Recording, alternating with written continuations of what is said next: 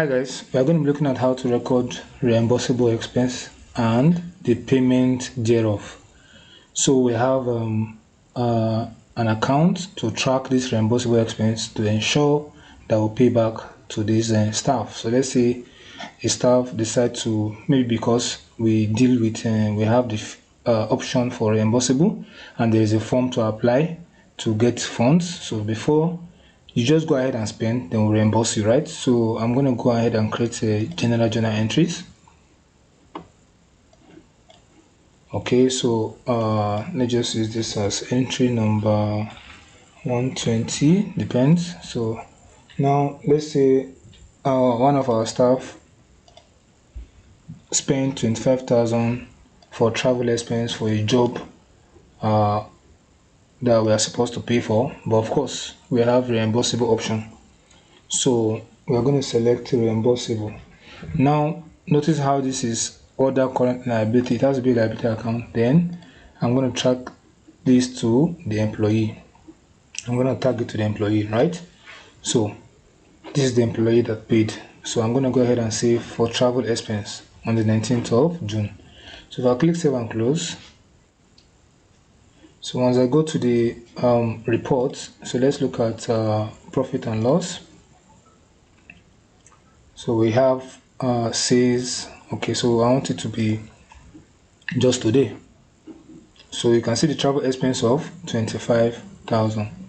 Also, when you go to balance sheet, you should also see the liability for that 25,000. See, reimbursable 25,000. Now from here, I could, okay, let me go back to profit and loss. Profit and loss, I think we have the option. I could do this by employee so that I can see. Okay, so now the no name we are seeing here is because we did not select Salifu on the expense angle. Had it been we did that, so let me just quickly go to, but of course if you go to balance sheet, you would see that we have that option. Let me click on this reimbursable. You see we have Salifu. So but how do we ensure, if you're interested to have it here, so we have to go back to transaction and double click again, then select the name from here. So I'm going to select Salifu in both instances, then save and close. So let's now go back and see from profit and loss. I'm going to report this, refresh this, okay, let me close this one. Then you see we have Salifu Yaya. This is the expense that I've incurred, but of course we don't want to use this to track the payments. We want to use from the balance sheet angle, from this angle, to see who actually spend this money, right? You can do, I think we have other staff members who can actually sort the total by employee, right? You can do total by employee. So that is how to record reimbursable. So what if we now want to pay this staff back? We can still do the same. We're going to create the general journal also. You can also do that. You can do a lot of things, a lot of transactions using general journal. So now we're going to select the reimbursable and debit it for without 25,000. Then we are now going to select our bank. I think we have Premium Bank.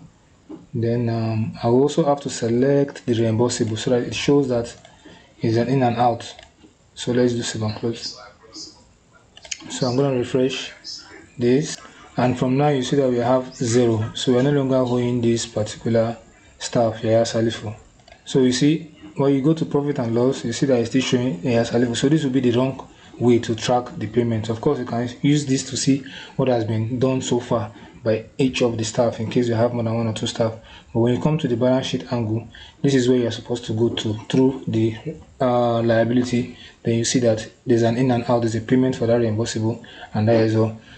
Okay, so this is how you record reimbursable expenses and also payments against that reimbursable expense.